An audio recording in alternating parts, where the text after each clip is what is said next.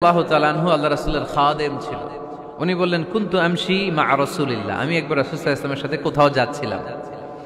ওয়া আলাইহি বুরদুন নাজরানি, তখন রাসূল সাল্লাল্লাহু আলাইহি ওয়াসাল্লামের গায়ে ছিল নাজরান থেকে আনা একটা চাদর। আপনারা চাদর পরেন না? শীতকালে রাসূল সাল্লাল্লাহু আলাইহি ওয়াসাল্লাম চাদর পরতেন। রাসূল সাল্লাল্লাহু আলাইহি ওয়াসাল্লাম নাজরান দেশ থেকে আনা একটা চাদর পরেছেন, গলিজুল হাশিয়া, যেই চাদরের এই কর্নারের ডিজাইনটা ছিল খসখসে। কি ছিল? হঠাৎ এক বেদুইন এসে রাসূল সাল্লাল্লাহু আলাইহি ওয়াসাল্লামের চাদর ধরে টান দিল। টান দেওয়ার সাথে সাথে রাসূল সাল্লাল্লাহু আলাইহি ওয়াসাল্লামের ঘাড়ের এই চামড়া ছিঁড়ে গেল।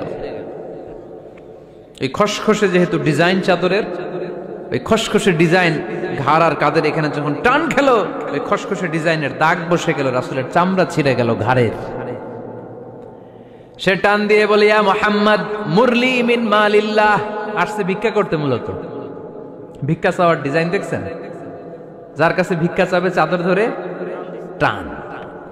এসে বলে, বেদুইন তো, এদের মধ্যে সভ্যতা ছিল না। ইয়া মুহাম্মদ, ও মুহাম্মদ মুরলি মিন মালিল্লাহ, ও মুহাম্মদ আমার খাওয়ার মতো টাকা নাই, তুমি আদেশ করো বাইতুল মাল থেকে যেন আমারে কিছু টাকা দেয়। আসছে ভিক্ষা করতে। ভিক্ষা করতে আইসা চাদর ধরে দিছে টান, ঘাড়ের রক্ত চামড়া ছিঁড়ে গেছে। রাসূল সাল্লাল্লাহু আলাইহি ওয়াসাল্লাম ব্যথা পেয়েছেন। ফালতাফাতা ইলাইহি রাসূলুল্লাহ, আল্লাহ রাসূল সাল্লাল্লাহু আলাইহি ওয়াসাল্লাম তার দিকে তাকালেন, তাকিয়ে ফাদহিক, একটা মুচকি হাসি দিলেন। আমি রাস্তা দিয়ে চাদর গায়ে দিয়ে হাঁটতেছি, এক ফকির আইসা কয়, ভিক্ষা দেন, টাকা দেন বলে আমার চাদর টান দিছে, আর ওই চাদরে আমার ঘাড়ের চামড়া ছিঁড়ে গেছে। কি করব আমি? আপনি কি করবেন? হ্যাঁ, কোনি? আচ্ছা, তা আমরা ঠিকই ওরে ধরে মাইর দিতাম, তাই না? আজকে ওর একদিনকে আমার একদিন ভর্তা বানায় ফেলতাম ওরে পিটায়, রাগের চোটে, ঠিক কিনা? আল্লাহ রাসূল সাল্লাল্লাহু আলাইহি ওয়াসাল্লাম try to think about it, try to ponder on the story. এই moral of the story কি? রাসূল সাল্লাল্লাহু আলাইহি ওয়াসাল্লামের প্রফেটিক স্টোরি থেকে আপনাকে ভাবতে হবে। ভিক্ষা করতে এসে চাদর ধরে টান দিয়ে ঘাড়ের চামড়া ছিঁড়ে ফেলেছে, রাসূল তাকিয়ে মুচকি হাসি দিলেন। মুচকি হাসি দিয়ে বললেন, যাও বাইতুল মাল থেকে কিছু সম্পদ ওরে দিয়ে দাও। কি নবী ছিলেন! তার মানে উনার গায়ে যত আঘাতই আসতো কখনো উনি রাখতেন, তবে মাঝে মাঝে রাখতেন। যদি আল্লাহর বিধান লঙ্ঘিত হতো তখন বিশ্বনবী রেগে যেতেন। আল্লাহর জমিনে আল্লাহর বিধান লঙ্ঘিত হলে এই লোকটা রেগে যেতেন, প্রিয় নবী, তখন সহ্য করতেন না।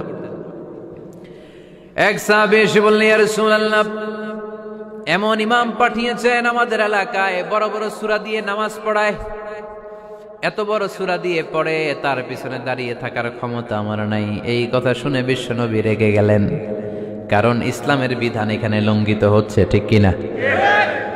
এত রাগলেন, চেহারা আগুনের গোলার মতো লাল হয়ে গেল। ওই সাহাবীকে ডেকে পাঠিয়ে ধমকালেন, খবরদার, তোমরা মানুষকে দিন থেকে ভাগিও না, সহজ করে ইসলামকে উপস্থাপন করো। জামাতের ইমামতির চান্স পেলে লম্বা কেরাত পড়ো না, একটা মিডিয়াম স্ট্যান্ডার্ড রেখে কেরাত পড়বা, কারণ তোমার পেছনে অসুস্থ লোক থাকতে পারে, মুসল্লি, মুসাফির থাকতে পারে, তাই না? আবার মদিনাতে বনু মাখজুমিয়া গোত্রের এক নারী চুরিতে ধরা পড়ল। কিসে?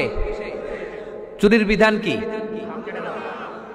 السارق والسارقة فاقطعوا أيديهما جزاء بما كسبا نكالا من الله والله عزيز حكيم।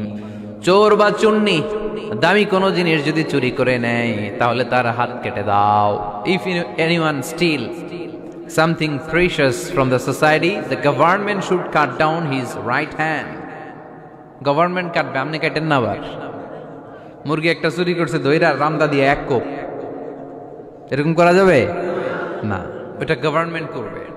তো রাসূল সাল্লাল্লাহু আলাইহি ওয়াসাল্লাম ছিলেন চিফ অফ দা গভর্নমেন্ট, রাসূল সাল্লাল্লাহু আলাইহি ওয়াসাল্লাম ডান হাত কেটে দিবে।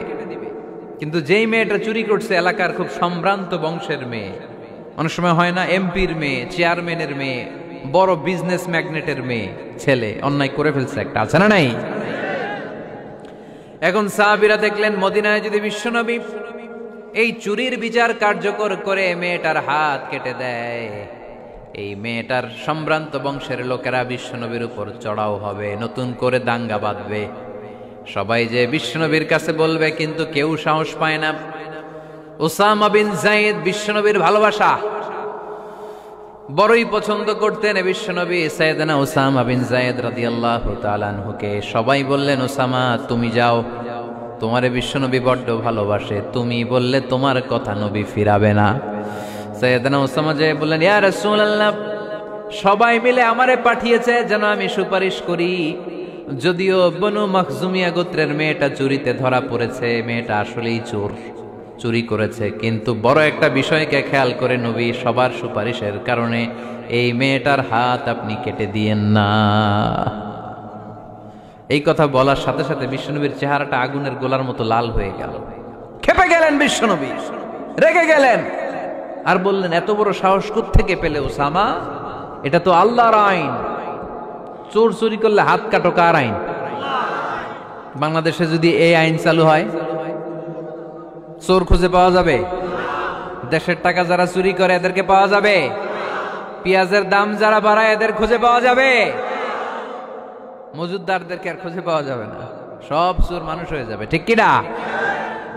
একটা বিচার যদি করে, সরাসরি সম্প্রচার, সব টিভিতে লাইভ ব্রডকাস্ট আমরা দেখলাম চোরের হাত কাটতেছে কিভাবে, এরপরে চুরি করার আগে 10 বার ওর আত্মা কেঁপে উঠবে। রাসূল সাল্লাল্লাহু আলাইহি ওয়াসাল্লাম বললেন, এটা আল্লাহর আইন। কেমন করে তুমি সুপারিশ করো আল্লাহর আইন থামানোর জন্য? লাউ কানা ফাতিমাতু বিনতে মুহাম্মাদিন সারাকাত লাকাতা মুহাম্মাদুন ইয়াদাহা।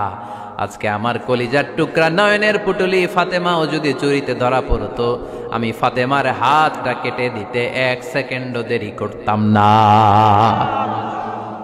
আমার মেয়ে ফাতেমাও যদি চুরি করতো, আমি হাত কেটে দিতে দেরি করতাম।